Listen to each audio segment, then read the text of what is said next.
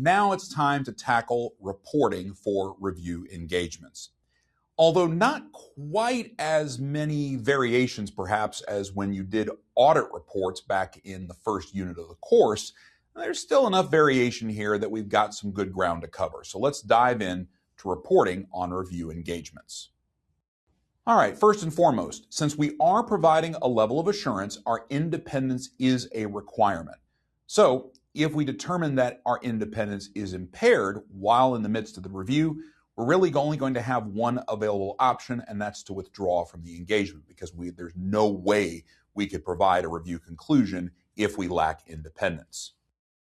Now, ultimately, we have to look at the financial statements taken as a whole to determine, is there a need for any material modification, which ultimately is part of the conclusion we're going to render.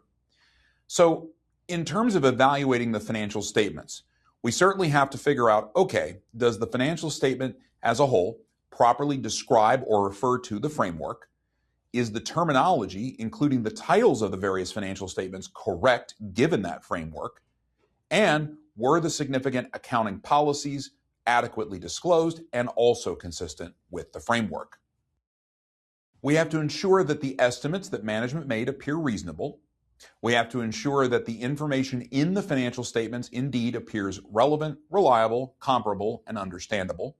We have to determine if we feel the disclosures are adequate, and we have to think about, were there any uncorrected misstatements that were identified? That still can happen during a review, and the qualitative aspects of the entity's accounting practices.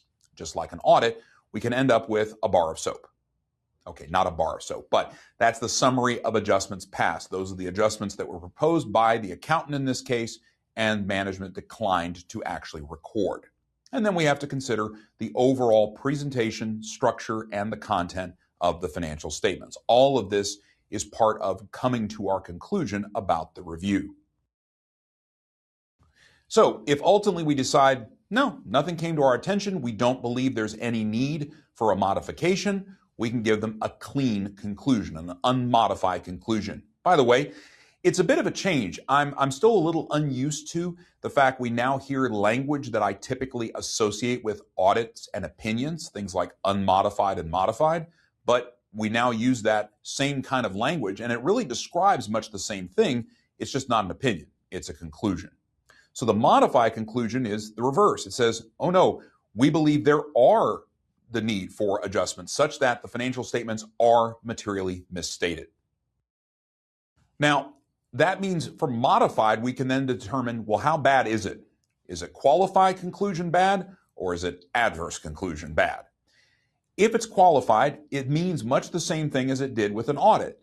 It's material, but it's not pervasive. And we would certainly describe the matter that gave rise to that qualification. If it's adverse, we're saying that misstatement is both material and pervasive, but we would still describe what that matter was in the report.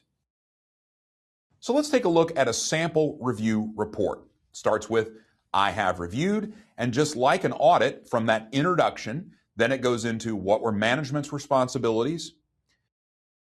Instead of saying what were the auditor's responsibilities, of course, we're not an auditor in this case, so we don't say the auditor's review report and we don't say the auditor's responsibility. Instead, we replace that with accountant. This is also where we would mention that SARs are the rule book that govern these engagements. And then we reach our conclusion. Based on our review, hopefully we can say, I am not aware of any material modifications that should be made to the financial statements, and then signed, dated, and located as normal. Now, if we decide that a qualified conclusion is the appropriate answer, we would describe the reasons why, the matter that gave us this issue, and that would go in a basis for qualified conclusion section. And then the concluding section would have qualified conclusion as its header. So here we can see a sample of that report. No changes in the initial section, still says we've reviewed, still describes management's responsibility, still describes the accountant's responsibility. Then we see the addition of the new paragraph, the basis for qualified conclusion, where we describe what the problem was. And then the final paragraph is now modified to be headed qualified conclusion. In other words, we say, well, based on my review, except for the matter we just told you about, we're not aware of any what amounts to other material modifications that are needed, and then sign, date, and locate. Worst version, of course, is an adverse conclusion, but the impact is largely the same as the qualified conclusion. There's going to be an additional paragraph titled Basis for Adverse Conclusion, and the header of the final paragraph will be changed to Adverse Conclusion. So here we can see a sample of that. Again, the beginning is identical, management responsibility and accountant responsibility does not change. But now we have the basis for the adverse conclusion, and the adverse conclusion now would say, based on my review, due to the significance of the matter described in the basis for adverse conclusion, the financial statements are not in accordance with US GAAP or whatever the framework may be, and signed, dated, and located as usual. All right, so now you have the rundown on the basic conclusion types that we can reach and how we report on those. But we still have some other, call them ancillary issues that we may need to deal with in our report. We'll deal with that in the next session.